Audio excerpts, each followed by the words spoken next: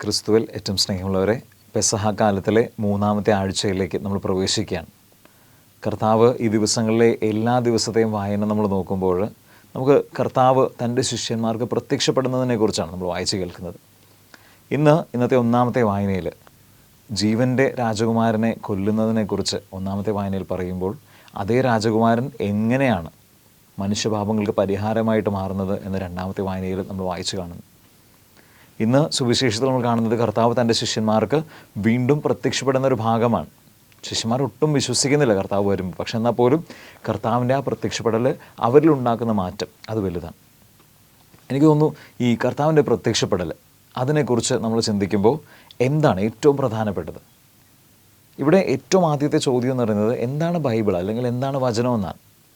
Bible എന്ന് പറയുന്നത് ഒരിക്കലും ഒരു കഥപുസ്തകം, ഒരു ചരിത്ര പുസ്തകമല്ല, മറിച്ച് ദൈവം മനുഷ്യനോട് എപ്രകാരം കരുണ കാണിച്ചെന്ന് മുഴുവനായിട്ടും ഈ കാലം മുഴുവനിലൂടെ കർത്താവ് എങ്ങനെയാണ് കരുണ കാണിച്ചത് എന്നതിനെക്കുറിച്ച് രേഖപ്പെടുത്തിയിരിക്കുന്ന ഒരു ഭാഗമാണ് വചനമെന്ന് പറയുന്നത്, ബൈബിൾ എന്ന് പറയുന്നത്.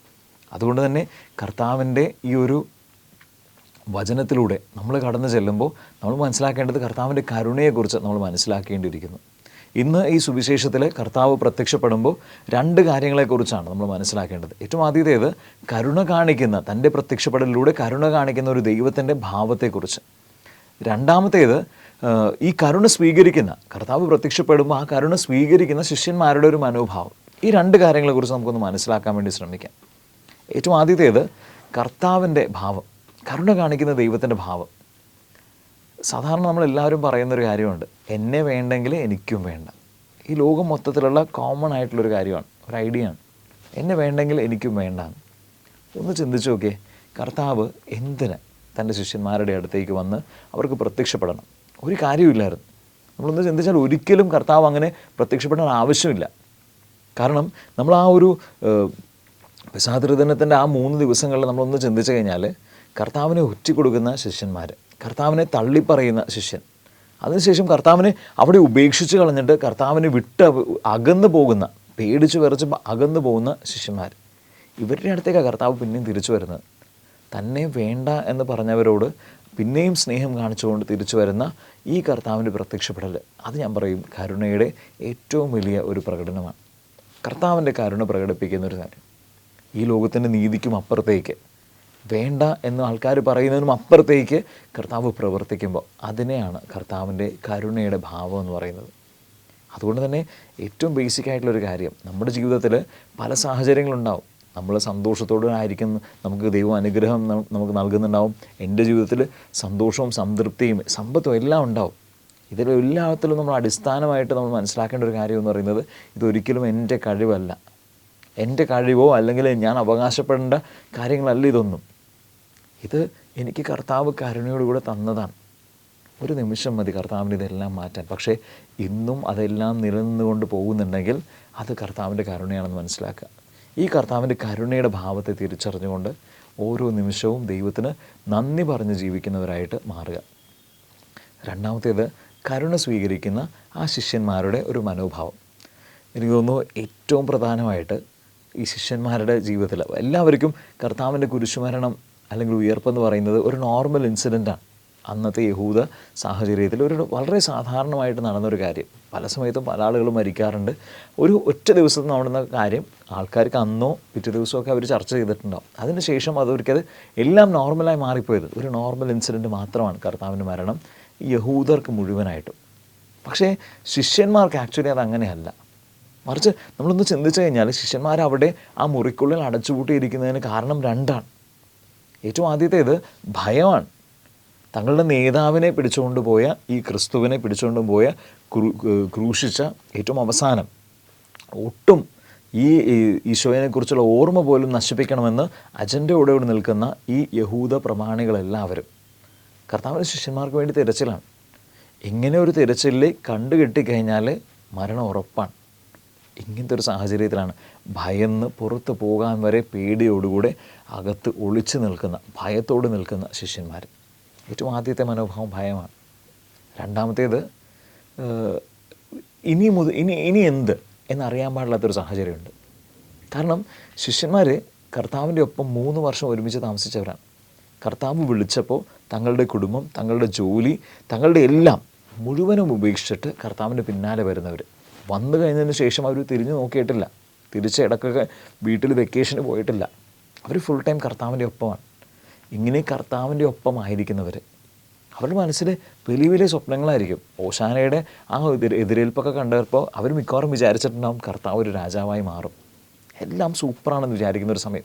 അത്രത്തോളം ഗ്രൗണ്ട് സപ്പോർട്ട് കർത്താവിന് കിട്ടിയത് കാണുമ്പോൾ വളരെയധികം സന്തോഷിച്ചിട്ടുണ്ടാവും. വലിയ വലിയ മനക്കോട്ടകൾ അവർ പണിതിട്ടുണ്ടാവും.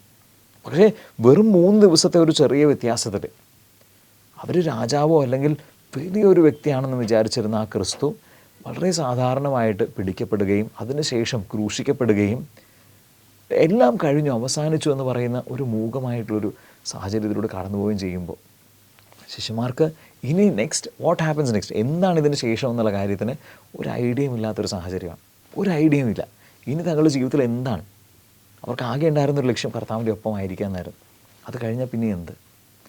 ഇങ്ങനെ ഒന്നും മനസ്സിലാവാതിരുന്ന ഒരു സമയത്ത്, ഭയന്ന് പേടിച്ച് മുറിക്കുള്ളിൽ അടച്ചുപൂട്ടിയിരിക്കുന്ന സമയത്ത് കർത്താവ് അവരുടെ ഇടയിലേക്ക് കടന്നു വരുന്നു. എന്നിട്ട് കർത്താവ് പറയുന്നു, നിങ്ങൾക്ക് സമാധാനം, നിങ്ങൾക്ക് സമാധാനം. അങ്ങനെ വെറും വാക്കുകൾ കൊണ്ട് മാത്രമല്ല, കർത്താവ് അതിനുശേഷം പ്രവൃത്തികളിലൂടെ അവർക്ക് വിശ്വാസം വർദ്ധിപ്പിക്കാൻ വേണ്ടിയിട്ട് അവരുടെ കയ്യിൽ എന്തെങ്കിലും ഭക്ഷിക്കാനുണ്ടോ എന്ന് ചോദിക്കുന്നുണ്ട്. അവരുടെ അടുത്ത് നിന്നും കഴിയുന്നതും സ്വീകരിച്ച് കർത്താവ് കഴിക്കുന്നുമുണ്ട്. ഇത് കർത്താവ് അവർക്ക് വിശ്വാസം, അതാണ് കർത്താവിൻ്റെ കരുണ. മുഴുവനായിട്ട് മാറി നിൽക്കുന്നവരുടെ അടുത്ത് ചെന്ന് അവരുടെ ഭയം മാറ്റാൻ, അവർക്ക് ഒരു ക്ലാരിറ്റി കൊടുക്കാൻ വേണ്ടി ശ്രമിക്കുന്ന ഒരു ദൈവം, വിശ്വാസം വർദ്ധിപ്പിക്കുന്ന ഒരു ദൈവം. എനിക്ക് തോന്നുന്നു ഈ ഒരു വചനത്തെക്കുറിച്ച് നമ്മൾ ധ്യാനിക്കുമ്പോൾ നമ്മളും ചിന്തിക്കേണ്ട ഒരു കാര്യം ഇതാണ്. കർത്താവ് നമ്മളും ഭയന്ന് നിൽക്കുന്ന സമയത്ത്, ഇനി ഇതിന് ശേഷം ഇനി അടുത്തത് എന്തെന്നറിയാതെ വഴിമുട്ടി നിൽക്കുന്ന സമയത്ത് കർത്താവ് എവിടെയോ നമ്മളോടും പറഞ്ഞു വയ്ക്കുന്ന ഒരു കാര്യമുണ്ട്. വചനത്തിലൂടെ ചെറിയ ചെറിയ പ്രവൃത്തികളിലൂടെയൊക്കെ കർത്താവ്, അടയാളങ്ങളിലൂടെയൊക്കെ കർത്താവ് നമ്മളോട് പറഞ്ഞു വയ്ക്കുന്നുണ്ട്. മോനെ വിശ്വസിക്കുക, വിശ്വസിക്കുക എന്ന് കർത്താവ് പറയുന്നുണ്ട്. എത്രത്തോളം ആ വചനത്തോട് നമ്മൾ ഓപ്പണായിട്ട് നിൽപ്പുണ്ടെന്നുള്ള ചോദ്യം വലുതാണ്. ഇതിന് ശേഷം കർത്താവ് ഇന്നത്തെ വചനഭാഗത്തിൽ ഏറ്റവും അവസാന ഭാഗത്ത് കർത്താവ് ശിഷ്യന്മാർക്ക് വചനം വ്യാഖ്യാനിച്ചു കൊടുക്കുന്നുണ്ട്. ഇതൊന്നും ഏറ്റവും പ്രധാനപ്പെട്ട ഒരു കാര്യമാണ്, വചനം വ്യാഖ്യാനിച്ചു കൊടുക്കുന്നൊരു കാര്യം. എന്നാൽ ഇത്ര നാളും വചനം മോശയുടെയും അല്ലെങ്കിൽ പ്രവാചകന്മാരുടെ ഗ്രന്ഥങ്ങളിൽ എന്താണ് എഴുതപ്പെട്ടിരിക്കുന്നത്, ക്രിസ്തുവിനെക്കുറിച്ച് എന്താണ് എഴുതപ്പെട്ടിരിക്കുന്നത് എന്ന് എടുത്തു പറഞ്ഞുകൊണ്ട് എപ്രകാരം ക്രിസ്തു ഇതിൻ്റെ പൂർത്തീകരണമാണെന്ന് കൃത്യമായിട്ടും ക്ലാരിറ്റി കൊടുക്കുന്ന, പറഞ്ഞു കൊടുക്കുന്ന ഒരു കർത്താവിനെ നമ്മൾ കാണുന്നുണ്ട്. എനിക്ക് തോന്നുന്നു ഏറ്റവും പ്രധാനമായിട്ട് നമ്മളും ജീവിതത്തിൽ എടുക്കേണ്ട ഒരു കാര്യം വചനത്തോട് തുറവയുള്ളവരായിട്ട് മാറുക എന്നാണ്. വചനത്തോട് തുറവയുള്ളവരായിട്ട് മാറുക. കുഞ്ഞുനാളിലൊക്കെ വീട്ടിൽ നിന്ന് ഇറങ്ങുന്ന സമയത്ത് അമ്മച്ചി പറയുമായിരുന്നു, ഒരു വചനപ്പെട്ടിയിൽ നിന്ന് ഒരു വചനം എടുത്തിട്ട് മാത്രമേ പോകാൻ പാടുള്ളൂ. കാരണം ആ വചനം എടുക്കുന്നത് അന്നത്തെ ദിവസമായിട്ട് എന്തെങ്കിലും ഒരു ബന്ധം ഉണ്ടാവുമെന്ന് അമ്മച്ചി പറയുമായിരുന്നു. എന്തെങ്കിലും ഒരു വലിയ തീരുമാനം എടുക്കുന്നതിന് മുമ്പായിട്ട്, പ്രധാനപ്പെട്ട എന്ത് കാര്യത്തിന് മുമ്പും ഒരു വചനം എടുക്കുന്നൊരു ശീലം അത് പണ്ട് മുതലേ ഉള്ളതാണ്. എനിക്ക് തോന്നുന്നു ഇന്ന് അതെവിടെ അന്യം നിന്ന് പോകുന്നുണ്ട്. കാരണം അന്ന് ഞാൻ എടുക്കുന്ന വചനം കർത്താവ് എനിക്ക് ചില സമയത്ത് ആ വചനത്തിലൂടെ, ആ വാക്കുകളിലൂടെ, അല്ലെങ്കിൽ അതിനുശേഷം എൻ്റെ ജീവിതത്തിൽ അന്നേ ദിവസം ഞാൻ കടന്നു പോകുന്ന എൻ്റെ ജീവിതത്തിൽ ഉണ്ടാവുന്ന കുറച്ച് അടയാളങ്ങളുണ്ടാവും. ഇതിലൂടെ വ്യാഖ്യാനിക്കപ്പെട്ടുകൊണ്ട് ആ വചനം എന്നോട് എന്താണ് സംസാരിക്കുന്നത്, ദൈവം എന്നോട് എന്താണ് സംസാരിക്കുന്നത് എന്ന് നമ്മൾ തിരിച്ചറിയണം. വചനത്തോട് തുറവുള്ളവരായിട്ട് മാറാൻ വേണ്ടി ശ്രമിക്കാം. എല്ലാവരും പേടിച്ച് നിൽക്കുന്ന സമയമുണ്ട്, വഴിമുട്ടി നിൽക്കുന്ന സമയമുണ്ട്. എല്ലാവർക്കും എല്ലാ സമയവും സന്തോഷവും സുഖവും സമാധാനവും ഉണ്ടാവണമെന്നില്ല. ഇവിടെ കർത്താവ് നമ്മൾ ഓരോരുത്തരുടെ അടുത്തേക്കും വരുന്നുണ്ട്, നിങ്ങൾക്ക് സമാധാനം എന്ന് പറഞ്ഞുകൊണ്ട് വചനത്തിലൂടെ വരുന്നുണ്ട്, ദിവ്യകാരുണ്യത്തിലൂടെ വരുന്നുണ്ട്. ആ കർത്താവിനെ തിരിച്ചറിയാൻ വേണ്ടി ശ്രമിക്കാം.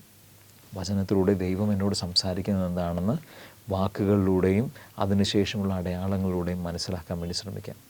ആ ഒരു ബോധത്തോടുകൂടി നമ്മുടെ ജീവിതത്തിൽ ദൈവത്തോട് കുറച്ചും കൂടി കൂടുതൽ അടുത്തുകൊണ്ട് കർത്താവ് നൽകുന്ന ആ കരുണയും സമാധാനവും ജീവിതത്തിൽ അനുഭവിച്ചുകൊണ്ട് നന്ദിയുള്ളവരായിട്ട് ജീവിക്കാൻ വേണ്ടി ശ്രമിക്കാം.